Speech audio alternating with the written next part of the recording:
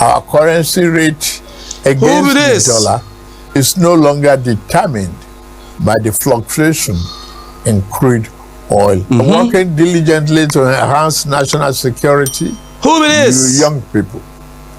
Nigerian president, Tinubu. And the greatest asset of this blessed country. You must Nigeria, continue to dream big, innovate, and conquer. With your whole nation spent 68 years independence. Nigeria is 65 today, correct? Nigeria is 65 years today. Yes, Nigeria is 65 years, I'm not the one to answer that question, but I don't know whether Nigerians themselves are proud. If the Nigerians are proud to celebrate their 65 years of what? Africa's most populous nation in what? In cyber fraud, Yahoo, murder killings, and many more. Stop that. Are they proud of that?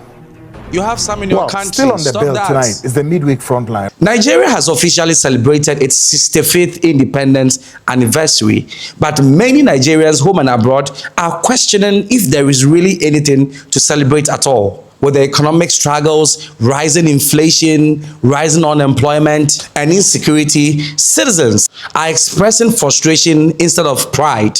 But what do you also think? Now, the celebration started with the president of Nigeria, President Ahmed Tinubu, giving a presidential speech, a televised version. This was because the normal parade was cancelled, and so it was just like a normal celebration. So the president gave his speech. Our currency rate against the dollar is no longer determined by the fluctuation in crude oil. Working diligently to enhance national security, ensuring our economic experiences improved growth and performance.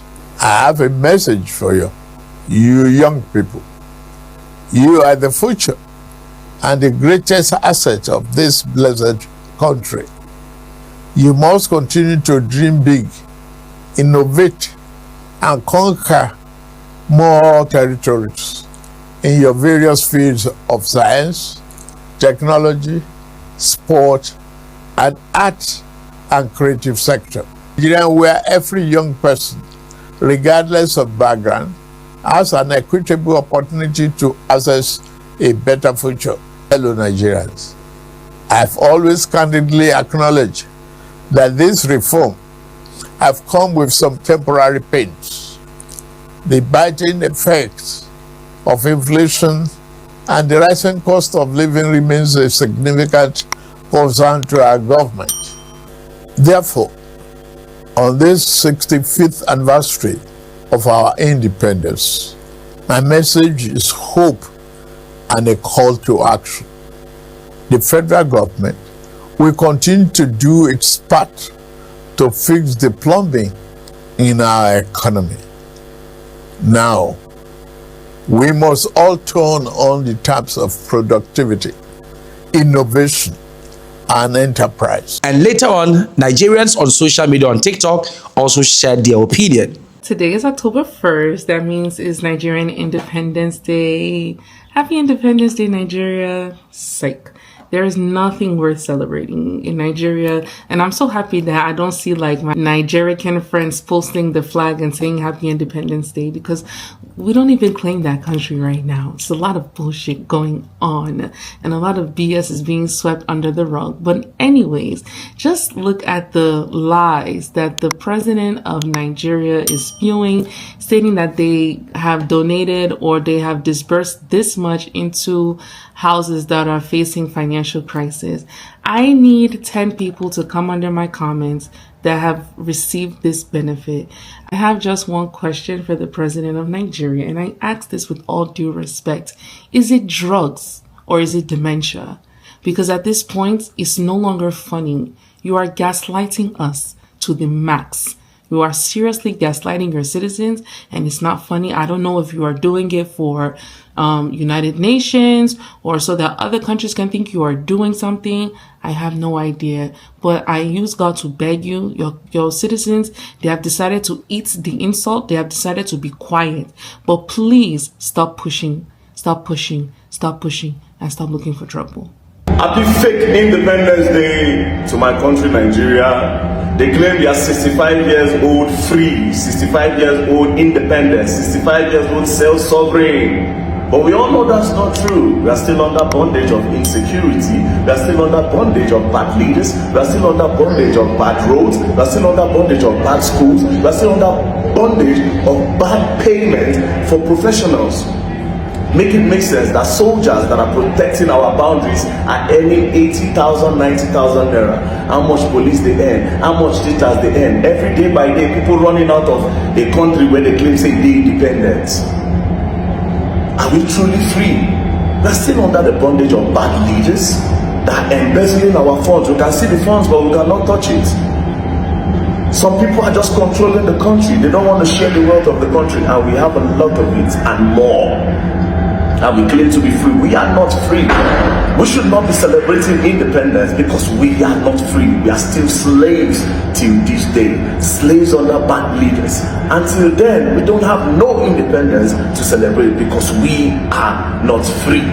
So happy fake independence to Nigeria. Country where we say newscaster be on their own. They find and go out. They claim say na arm robber attacker. Which arm robber? Arm robber in Abuja? The chances of armed robbers attacking in Abuja are very, very low. Let alone a woman, they can't go her house. They can't light her. Make it make sense. A woman won't follow you drag. It doesn't a man will say maybe you won't drag. Women are very calm creatures. When they see problems, they fear, they panic. So what is their reason for dropping her? In the state, in Ilorin to the Kwara state. Boom, boom, boom. Benue, boom, boom, boom. Just boom, boom, boom, and we are still going to get more boom, boom, booms. And they claim we are free. Happy fake independence to the Federal Republic of Nigeria. Peace and love. The president said the worst is over, but Independence Day reaction proof the worst might just be beginning. Atiku calls it tragic. Peter B calls it wasteful. Shore says it is still colonialism, and civil society is shouting enough. So, Atiku Abubakar, in Mai's words, he called it tragic, saying that in a country overflowing with oil, gas, fertile land and talent, our people are reduced to beggars in their own fatherland. He said hunger and bandits are butchering communities, and yet those in power stand by, unmoved like nothing is happening. In his words, Nigeria at 65 is a giant crawling on feet of clay. But he reminded us the ballot is still in our hands. That's the power no cabal can steal. Peter B took it further with the numbers that stink. He reminded us how Nigeria had hope. Our debt was low, our economy was growing, and we were even leading Africa. But look at us now, 175 trillion naira debt, no jobs, no food, no light. He painted the picture clearly. Billions are spent on presidential jets, mansions, yachts, while more than 150 million Nigerians can access basic healthcare or clean water. For Obi, this is not leadership. This is punishment of the masses. Then Omoyele Sowore came with the fire. He stood on the streets and shouted, Nigeria is still not independent. According to him, we only swap colonial masters for homegrown oppressors. He compared today's Nigeria to apartheid. Workers can't get pension. Citizens get jail for speaking out, while leaders sit on wealth. For Sowore, every Independence Day is not a celebration but a protest because true freedom hasn't arrived. Civil society groups joined the chorus. Group like Action Aid said Tinubu's speech was empty, that it ignored the real pains of Nigerians, which is hunger, joblessness, corruption, and poverty. They say citizens cannot keep sacrificing while leaders live in luxury. However, many Nigerians have voiced their displeasure, saying that the government's spending priorities do not match the magnitude of the country's crisis. That while they talk about infrastructure growth, millions still can't feed their families or access basic health care. And so the question remains, will our leaders finally wake up, Or will Nigerians themselves rise and use the only power they have left, that is their voice, their vote, to reclaim the future? It's a truth at a time. Take care and have a nice day. Today, Nigeria supposed celebrate 65 years independent, 65 years of freedom. Abeg, make una ask una sef, is Nigeria really free? Are we celebrating 65 years of insecurity, 65 years of corruption, 65 years of bad leaders, 65 years of bad rule, 65 years for darkness, 65 years for oppression? How much be bag of rice? How much be rubber of garri? How much be 1 liter of fuel? The only thing when they work for Nigeria now, corruption and oppression. Now it be the celebration where they say, may we they celebrate. 65 years on, Nigeria to celebrate independence under the shadow of 149 trillion naira debts. So, at 65 years, instead of wealth creation, we are mortgaging tomorrow. Every new loan we get is a signature against the future of our children. It's just like lighting the candles on the anniversary cake while your flour, your sugar, and even the icing are borrowed. Our debt has climbed to an all-time high. As at March 2025, Nigeria's total debt stock stood at 149 trillion naira, compared to June 2023 at the end of President Buhari's administration when it was around 87 trillion naira. That means in just 2 years, her debt has grown by over 60 trillion naira.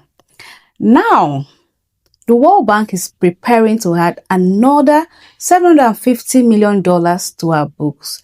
According to them, 500 million will go into bridge project aimed at expanding broadband internet across the 6 geopolitical zones, laying fiber optic cables and setting up data centers. Another $250 million is allocated for health security, which is designed to strengthen the Nigeria Center for Disease Control to better prepare for future outbreaks, according to them, learning from the painful lessons of COVID-19.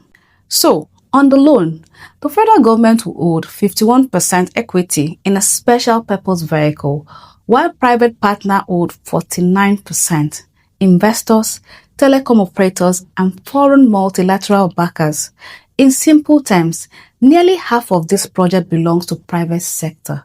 That means, in essence, Nigeria carries the debt burden while private partners share in the control and profit.